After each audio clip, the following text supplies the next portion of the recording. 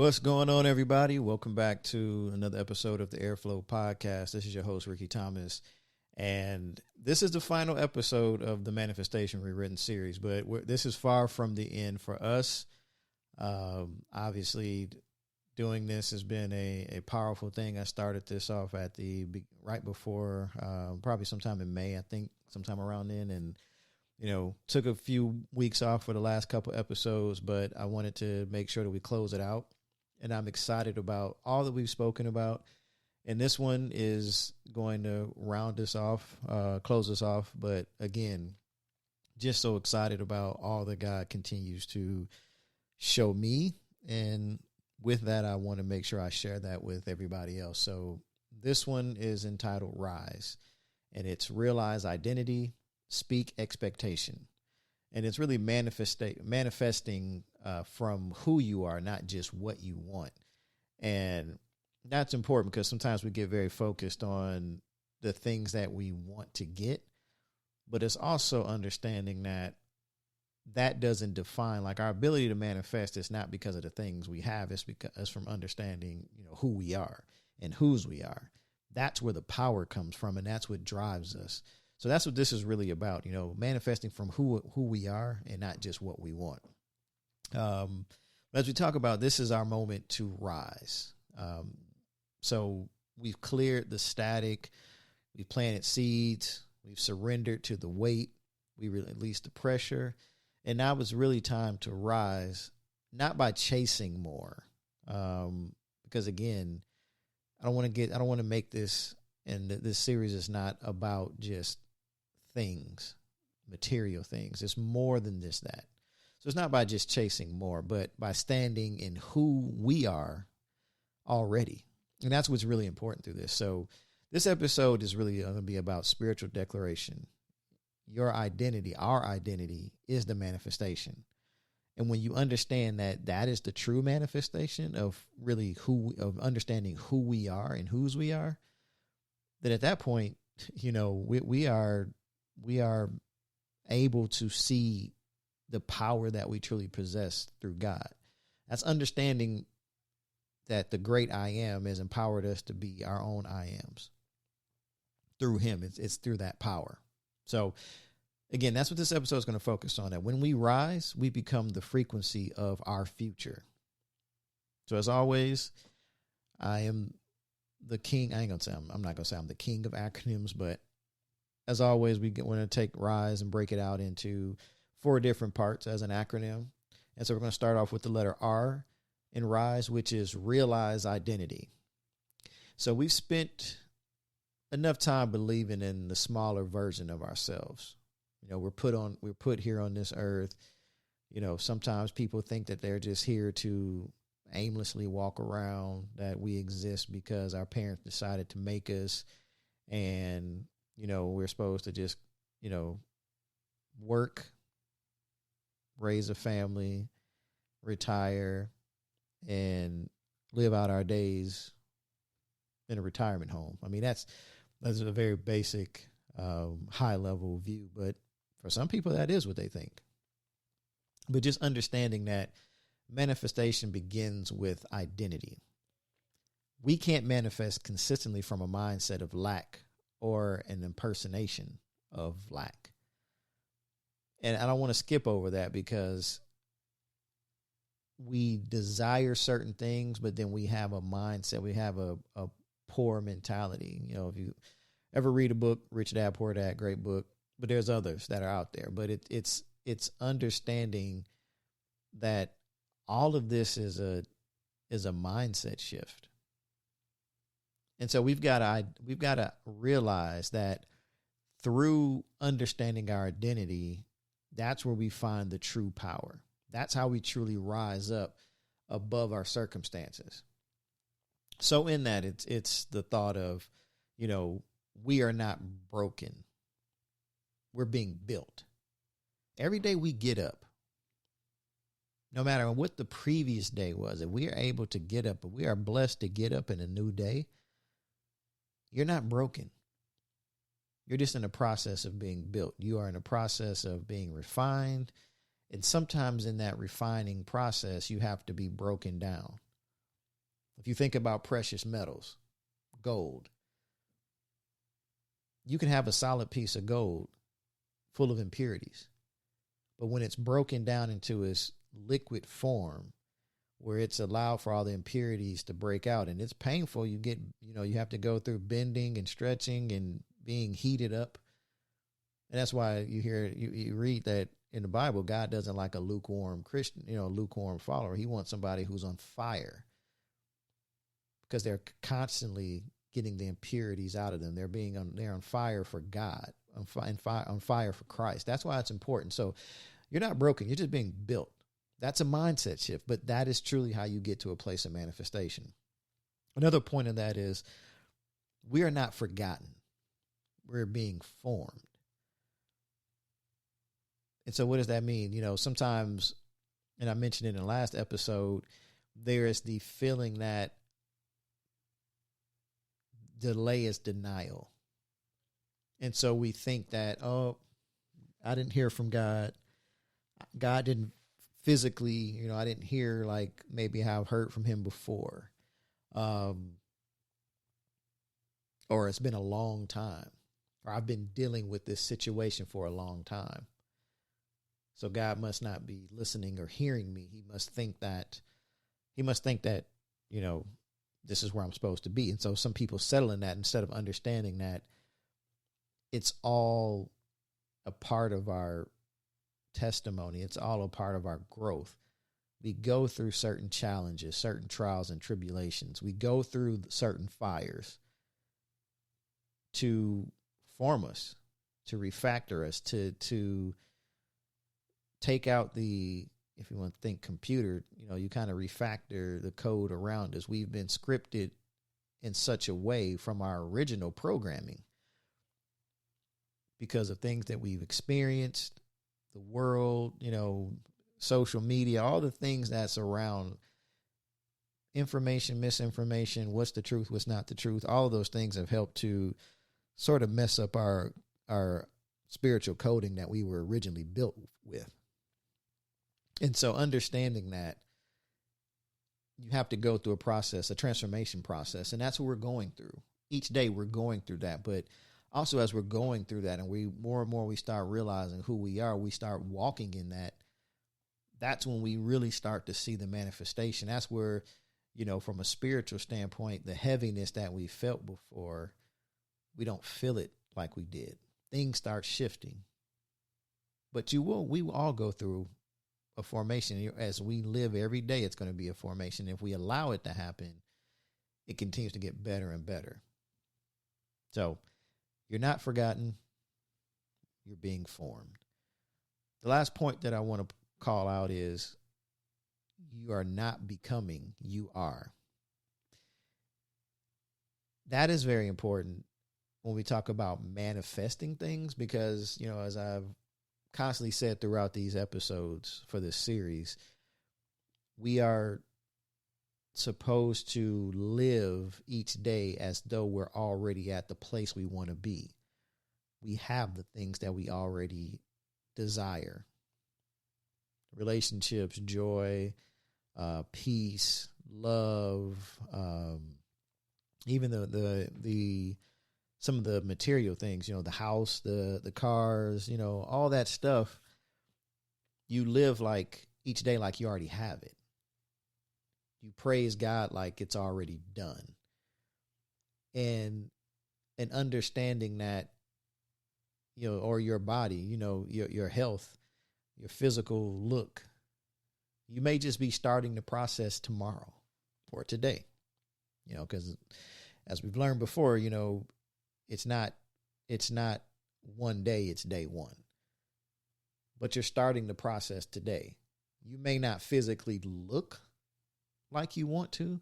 You may not feel like you want to. But you're praising God and you're continuing to think like I've already got it. You're already looking at, okay, clothes. Yeah, I got to get this clothes and that clothes, or I'm cleaning out my closet now because I'm going to manifest, a new wardrobe for my new body. You got a parking a parking spot at your house or, apartment, wherever you live. And, some of us, we got garages. Hey, and we don't have anything with junk in our garage. Like, I'm cleaning out a spot for this car that's going to manifest because I'm walking around it. There's a vehicle in this spot. And some people think that's so crazy. It's weird, but that's what faith is about. Are you willing to live out what it is that you truly desire to have or to be?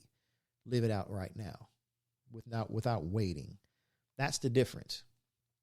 So again, you're not becoming, you already are. And so this isn't about striving. See, we take transformation, we take realizing things as we have to strive, we have to do something to become it. But see, it's not about striving. It's about remembering who God said you are. Once that happens, once you remember and you believe that, that's the beginning of you being that person. That's the beginning of real power. That's when because you already have it. Now, the transformation happens inward. Everything that is going to change is going to have an inward transformation before the outer transforms. And if you think about it, let's think about people who are on weight loss journeys. I had to tell myself this first before I can even, try to talk to my wife, because again, we both talk about we're getting older. It's challenging to keep the weight off, and metabolism slows down, but that doesn't mean that we can't do it. But a lot of times we look for the external.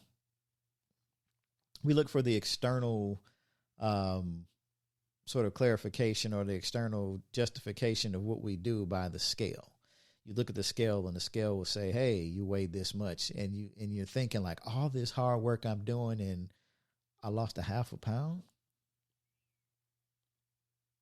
You're negating the fact that maybe you're gaining muscle. You're negating the fact that the scale may say I'm heavier or that I haven't lost a lot. But those clothes I put on, those pants, those shirts, they fit different. See, that doesn't always equate to what the scale says, but that's that external sort of verification or justification of what we're doing. And that's the understanding that if you focus on that, that's not really where your power is. You already made it. You already started. You don't have to justify yourself through other means. And if you keep living that way, if you keep thinking like I'm already that person, I am. Living in the now for what you're believing, what you're already believing to be. It's not believing to be. You know you are. You don't have to strive for it. And it's a mindset shift. All of this is a mindset shift. So, quote we're going to leave with this one is, if you don't know who you are, you'll always chase what you already carry. If you don't know who you are, you'll always chase what you already carry. Reflect on that. You're chasing after something that doesn't need to be chased for. It's just really making up in your mind that you are that person. And the shift happens. It starts at that moment. It's a decision. All right. So we're going to move on to I in R.I.S E, and that is internalize the truth. Knowing truth isn't just enough, because a lot of us can read things, we can accept even reading scriptures in the Bible and accept that as being true. Whatever it is that you accept is true. You can know the truth. But as, one of my favorite cartoons as a kid used to say, no, G.I. Joe, knowing is half the battle. And it is, but it's not enough. You have to absorb it. We have to absorb it. We've got to let it settle down to the depths of our being. Let it settle in our bones. See, most people know about worth, but few live like they believe it. And that part is deep work. It's deep work. Because you can tell somebody, know your worth. You got to know your worth. You got to know your worth. And they're like, yeah, I got to know my worth. But how do you believe? How do you live like you believe that you know what your worth is? Your worth is not defined by a camera. It's not defined by a social media post. Your worth is not defined by how much money you have in your bank account. It's defined by the Creator. He tells you what you're worth to him. And to him, John 3:16 tells you how much he's worth. For he so loved the world that he gave. An action. He gave. And what did he give? His only begotten son. That's how much he loves us. That is just undeniable agape love that God is able to provide. So all of that should let us know that is the truth is what God says about us. And what does he say about us? It's in his word. So understand that. And that's the deep work that has to be done. So a couple points here as we talk about internalize the truth. Take the affirmation and believe it before you see it. So we've talked about writing down affirmations, speaking things that are going to affirm what you believe. You've got to write it down, and you have to believe it. You have to see it spiritually. You have to use your spiritual eyes and open those up. Take the blinders off and see yourself at that point. See whatever it is that you desire to be as it is right now. That's faith. Faith is seeing things, seeing the unseen. And believe it before it manifests into a physical form. If you can see it in the spirit, it will manifest. But you can't see it in the spirit if you don't believe, if you don't have faith. If you put circumstances and make excuses for why you don't have it, that's not your responsibility. We are not responsible for the how. We are responsible for believing the what and the why. And trust and rest in the how. We talked about that in the last episode of Rest. So please go back and check that out. The other point I want to focus on with internalize the truth is take the promise and wear it like a name tag. I am healthy. That is your name tag. I am blessed. I'm full of joy. I am wealthy. I am loved. See, whatever it is, wear it. You don't have to hide it. And you don't have to, and there's some things that you keep, some things you tell.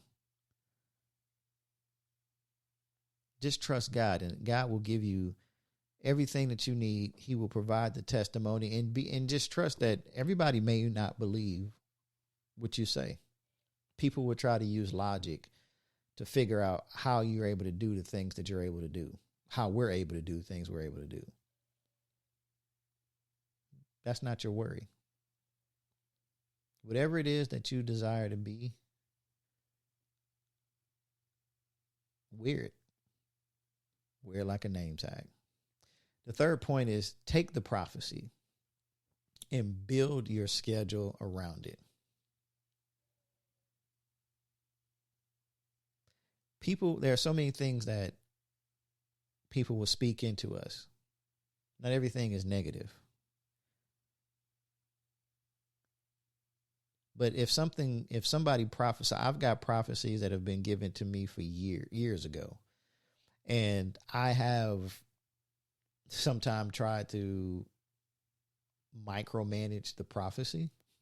We talked about that in the last episode. I've tried to micromanage the prophecy at times. And I get myself in trouble when I do that because that's not what it's supposed to be. I have to just rest in knowing that it's going to happen. And if I believe God's word, and if the prophet lied, then guess what? That's not my responsibility. This is a person that's representative of God, so I've got to trust that God is going to keep that word. Now, the prophet may pay for the lie, but God is going to keep the word that was put out, that's sent out by the mouth of the prophet. But take that and build a schedule around it. Understand that things are going, that you know it's going to happen, and I'm going to wait. But I know who I am. I know that by faith I believe this word, and I'm going to move forward with my life understanding that. And my schedule is not going to be, I'm not going to forceful say this has got to happen by this date. This is going to happen by tomorrow. That's not what they're talking about. Schedule it. It's your faith. Set your faith by it and trust that God is going to deliver, and just watch, because the how is going to blow our minds, because it's going to be even bigger than we originally thought that we wanted for ourselves. So, with this, when truth is internalized, doubt gets evicted. So, and then when doubt gets evicted, then our actions start to shift, our energy sharpens, and then our vision is clarified. So see, when you remove a lot of that waste, when you understand who you are, then nobody can tell you any different. And so then you start to walk differently. You talk differently. There's some people, young folks say you got an aura. There's an aura about you, and it's not cockiness. It's not being brash. It's not an ego thing. There's a different energy. Your vibration is different. And you're seeing things differently. How many times have you had certain things lifted off of you, and it allowed you to be able to move differently than what you did before? It's a shift. The world becomes clear. And now you can also see what the enemy tries to do. You also see where you are your own enemy. And when you're your own enemy, you start to realize, like, there was no outside force doing anything to me. I was doing a lot of this to myself because of circumstances and everything else. So the key quote that I want to leave for internalize the truth is, what we internalize, we materialize. Say it again. What we internalize, we will materialize. And that's anything. It's just like sowing a seed. What you sow in a seed, it can be you can have fruit, or you can get weeds. It's whatever you think, whatever you truly think about yourself, that is what's going to come about. And that's as plain and as basic as I can be about it. So we're going to move on to the S in R.I.S.E. In S, it's kind of like what I just mentioned, power of the tongue. It's speak expectation. We got to understand that our words are really the thermostat of our reality. So it gauges. You can tell where people are by what they speak, by what they say. And I've got to a place now where even people say, I'm just playing. I don't really think like that. Like, no, that's what you thought.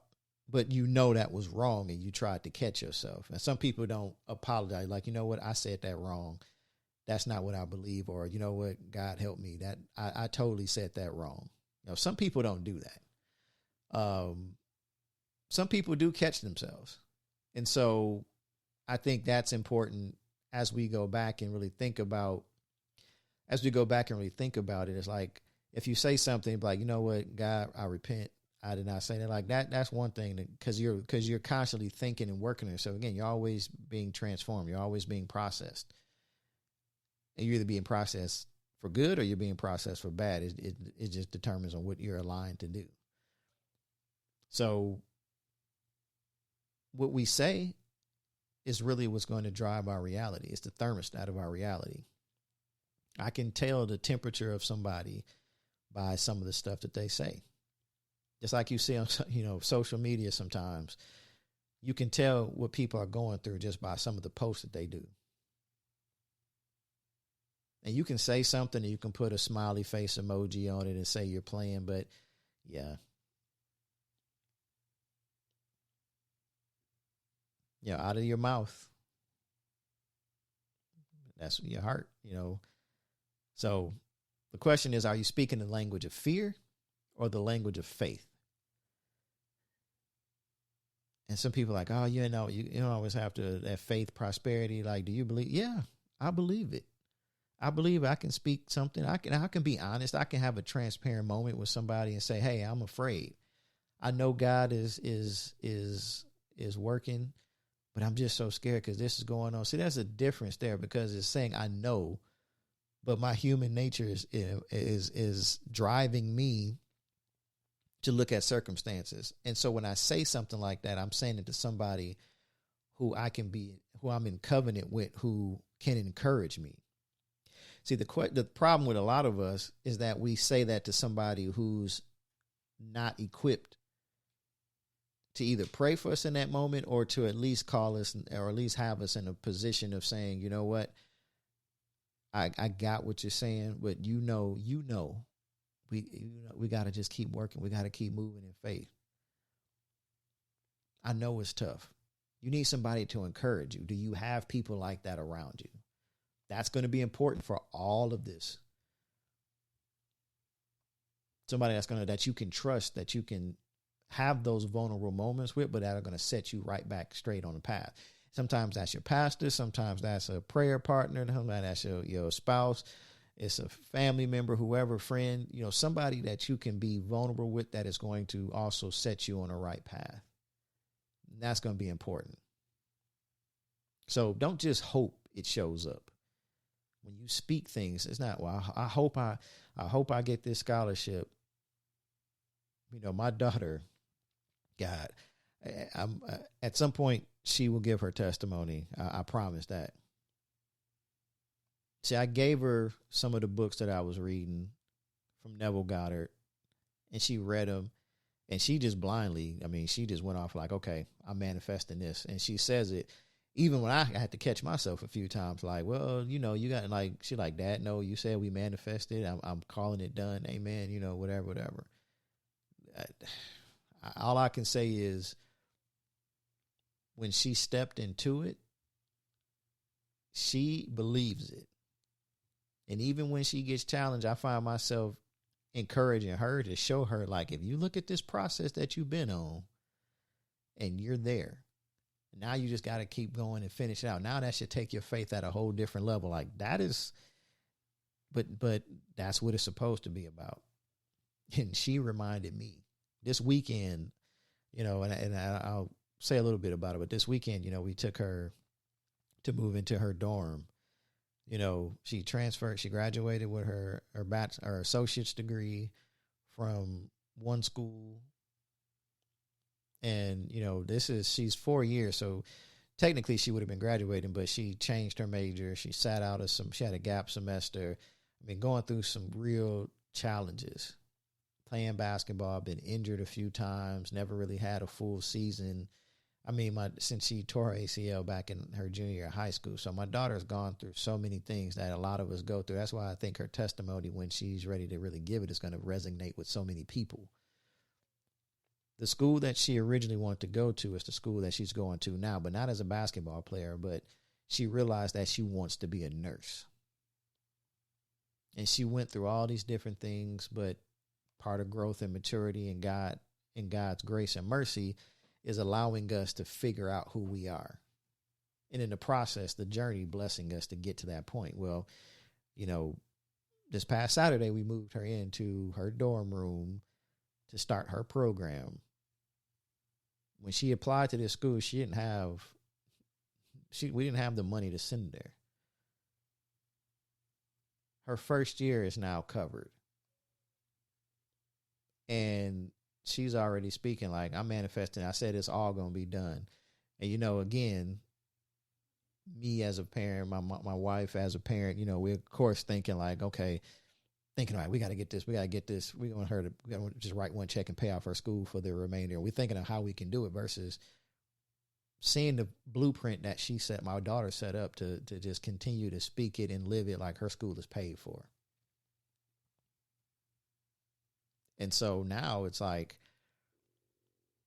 I created a faith monster, and I say that in a very good way, not in a blasphemous way, but she's believing for a car, debt free, a new car, and I'm believing for her with her. I'm like, I'm believing. Now, I've said that I want to be the one to write the check, or my wife and I be the one to write the check to buy her the car. But my daughter's faith it's not about the how. It's the what and the why. And however it turns out, that's, would I love to do it? Yes. Love to. As any parent would want to, as any father would want to, but I just want her to, if God uses somebody else to do it, however God chooses to do it, I'm with it, because this is what my daughter desires. It's not about me. It's about her and the things that she wants to manifest. Trust me, she ain't going to care. As long as it's, if it's God, if God delivered it, it's God. So it don't matter. So again, don't just hope it shows up. Speak like it's already here, and she's doing it. Vision boards, constantly saying it. I told her when she gets in her car now that she has, if it starts feeling problems, it starts doing something, hey, just speak to it. Speak and continue to manifest that new car. And talk to her and say, your current car is going to behave, it's going to work, operate like it needs to until this new car manifests. But I thank you, God, that I got a paid car. I got a car that's paid for, and keep it moving. So some points on this as we continue to move on, so we can close this out. Speak from vision, not from memory. Speak from vision, not from memory. Because when you speak from memory, you start to bring up and focus on challenges. You bring up the past. Now, if you're speaking on how God has brought you through things where God has showed up in your life, that's a different form of memory. But don't get focused on looking in the rearview mirror of all the challenges you had, and that's what's driving you. But continue to focus to speak on the vision of it all. What is your what? What is your why? And continue to speak from that place of what you desire. And then speak to your future with conviction. Don't speak to it with doubt, with fear, with hope, with uncertainty. Be bold in it. If you want to be a husband, you want to be a wife, joy, whatever it is, you want to be a CEO, you want to move up to a director position, you want to be a successful entrepreneur, whatever it is, a realtor, whatever it is that you want to be or you want to do, speak to that point, speak to that future that you want, and be convicted, have conviction with it. Don't sway with it. And the last point is speak life over what looks delayed. Again, delay does not mean denial. God's timing is always right. And so continue to speak on it. Don't let discouragement take you away from speaking negativity over your life. Continue to speak life. You thought you were going to be done by this day. You thought that you were going to have whatever it is that you desire. You thought you were going to have it at this point. I'm 47 years old. My wife and I both, and this is before we met each other, we both thought we was going to be retired from corporate America by 35. And a few people heard that and they thought we were crazy. Like, what you going to do? Because of people, again, everybody's not understanding of what it is you're trying to say. We didn't say retire from 35 so we can just sit around and do nothing and be lazy. No. But God is a redeemer of time. And I think we're even closer now than we've ever been. And when it happens, when it happens, because it's going to happen. It's not if, it's when it happens. I'm not going to sit here and be like, man, I wish it would have happened 12 years ago. You may not have caught that, but I'm saying like it's going to manifest in this year. I believe it still. It will. So when it happens, I'm not going to think about, man, I wish it would have happened 12 years ago. That would have been closer to my time. But what I've experienced over the time I thought I was going to have it at 35 to where I am now, it's 47. That part of the journey was important for me because that helped to shape, inform, and get me to the place that God really wanted me to be so I can be more powerful to serve in my purpose. And that's important. So just understand that our voice is the echo of our belief. Our voice is the echo of our belief. Speak, and this is, again, this is going to be a great point. Speak it until your environment adjusts. We learned before that we create the world we live in. Our viewpoint of the world is based off of how we determine it. What we speak, how we manifest, what we think, what we believe, that determines our world.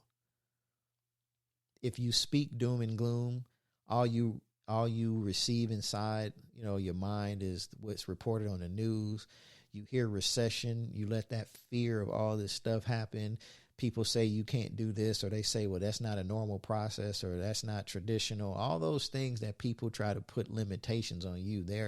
You are the I am. God is the great I am, but you are an I am. We are I am. And if we have that power and we live by that power, there is nothing that we can't do. But we've got to live at that place. So we speak it until our environment adjusts. And then we speak it until heaven agrees. And then we understand that heaven moves when our mouth aligns with our mandate. One more time. Heaven moves when our mouth aligns with our mandate. All right, we're going to close this out with the last one in R.I.S.E, and it's E. E is embody the elevation. Embody the elevation. So now it's time. We've gone through all these other things. We've spoken about, realize identity. We've talked about internalizing truth. We've just talked about, speak expectation. Now it's embody the elevation. You got to walk like it's done. This is the time to walk like it's done.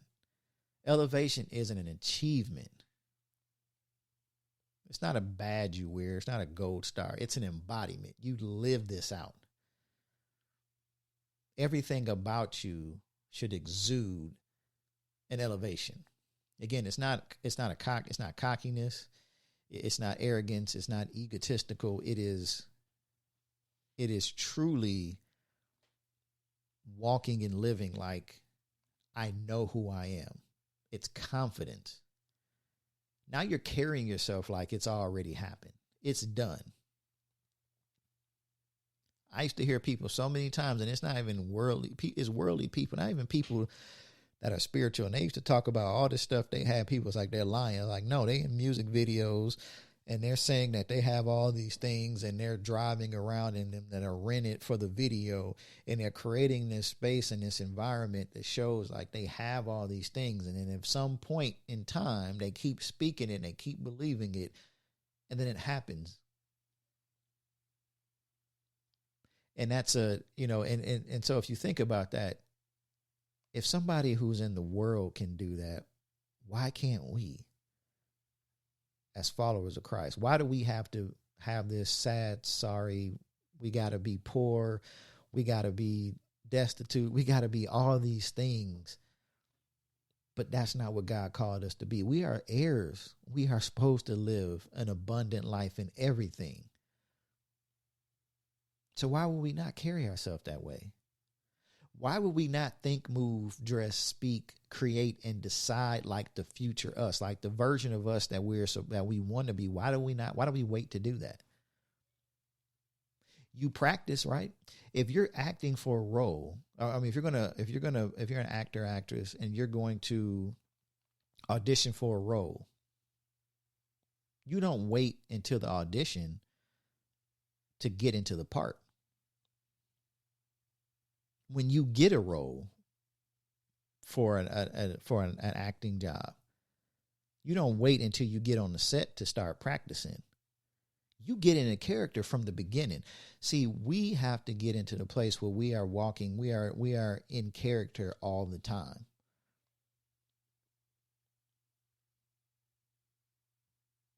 I guarantee you ask Denzel. I've heard stories. Denzel Washington, great, kind of a great person to look at.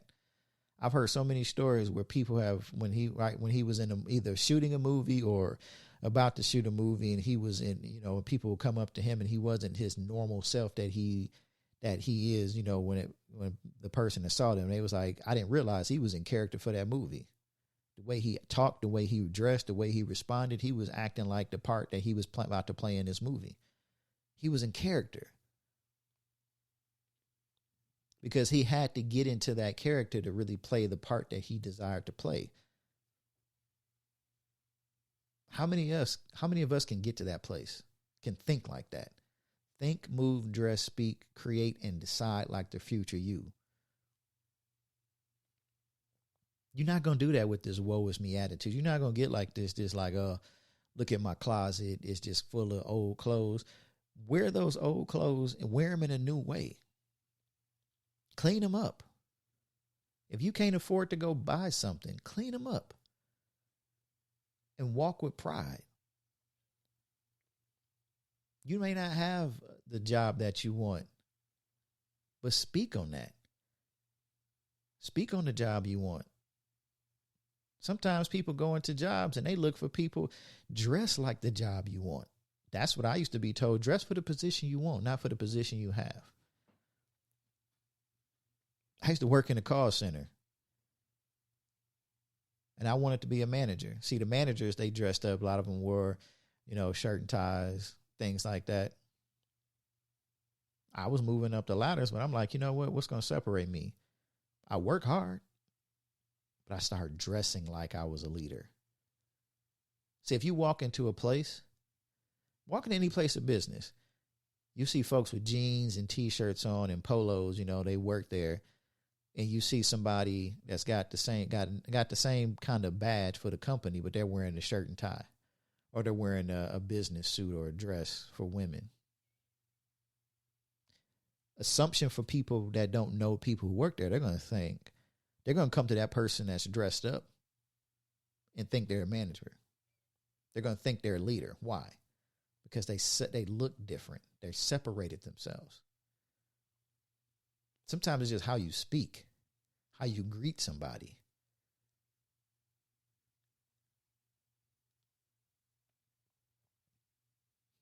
The last point that I want to focus on is don't wait for a bank balance, a blue check. And for those on social media, know what those blue checks are to be verified. Don't wait for a bank balance, a blue check, or applause to get to the place you want to get to, or to wait till you get to that point to really start thinking of rising. Rise now.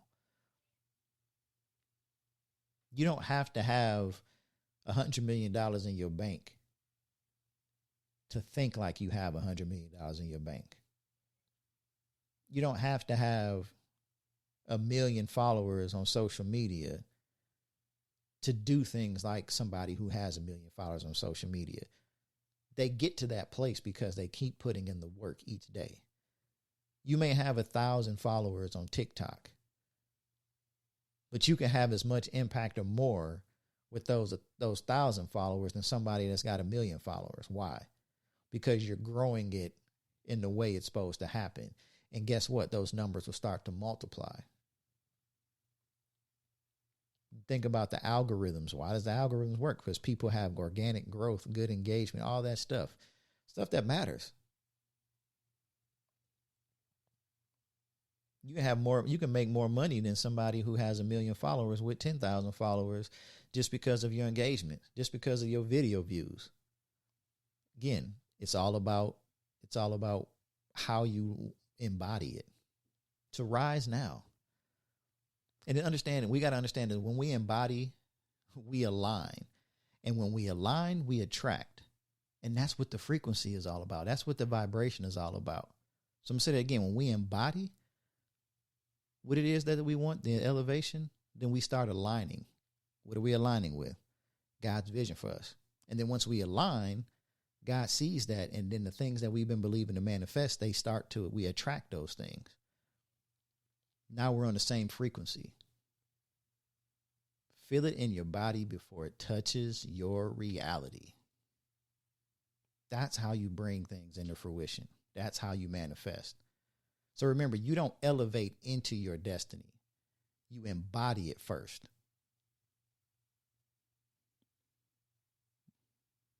dress, act like the position you want to be, not for the position you're in. So I'm going to close out with a couple takeaways, a few reflection prompts, and then, we'll do our affirmation, and then the series is ending. But it doesn't have to end for you. It doesn't end for us. You always have these episodes to come back to. And I pray that you get something out of them. Share them with people. Even if you think it's not for you, but it's for somebody else, share them. I pray that everybody gets something out of it. It doesn't cost you anything to share. And that's all I ask is if it's touched you, if anything of this series really spoke to you, share it. Because I got this and other content I'm going to continue to create. And see, I understand what my purpose and why I'm doing this. I may not have 1 million followers or 1 million episode downloads for this podcast, but I know that the reach and the message is going to be important, and God will take care of the rest of it. So a few key takeaways. One is identity is the soil where manifestation grows. Identity is the soil where manifestation grows. That's one point. Second point is speak the unseen as if it's seen, because it is. Speak the unseen as if it's seen, because it is. That's faith. And then the third point is live like the elevated person or the elevated version of you before anything external changes. Live like the elevated version of you. Internalize it before the external changes. Internalize before it materializes. If you internalize it, it will materialize. So here's a few reflection prompts that I want to share as we close out Rise. The first one is, where have we been denying who we really are? Where have we, or speaking to yourself, where have I been denying who I really am? And think about those areas, whether it's fear of you don't like speaking in public and you think that's important as being part of this. Again, Moses, great example. Second is, what truth do I know but haven't yet embodied? What truth do I know but haven't yet embodied? See, our preference doesn't supersede truth. Our preference never supersedes truth. And the third one is, what would change if I spoke only what I wanted to manifest this week?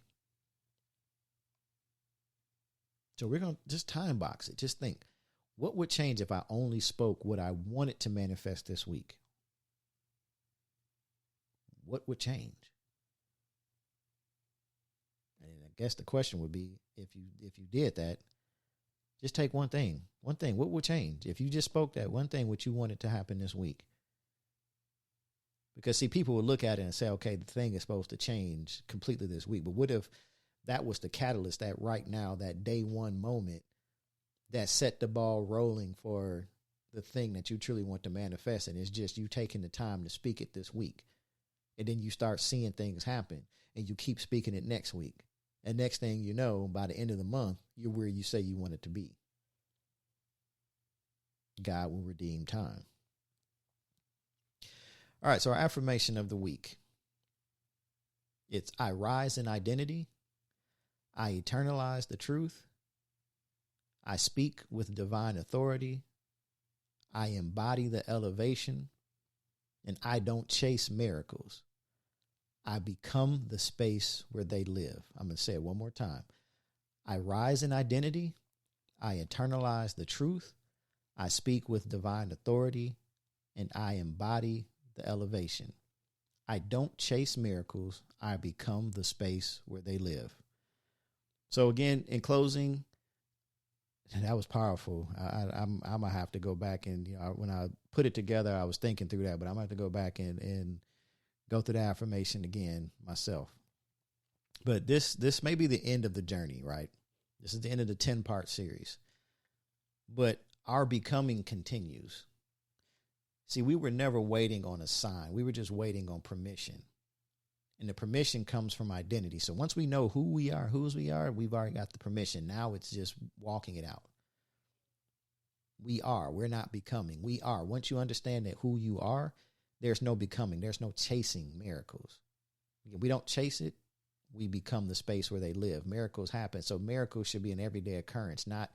It shouldn't be a infrequent thing for us. So rise, not with striving, but with certainty. Not with pressure, but with peace. Not with desperation, but with declaration. So again, if this series has blessed you, tag at Heir_flow. That's at HEIR_flow. That's on Instagram. That's on our Facebook page. We've got our TikTok site that's open, and we're moving that. We've got the new apparel that's coming out. So just excited about that. And just tell us how you've risen. As always, don't forget, legacy isn't found in chasing moments. Legacy is found when you rise. And as kingdom heirs, we are supposed to flow in legacy.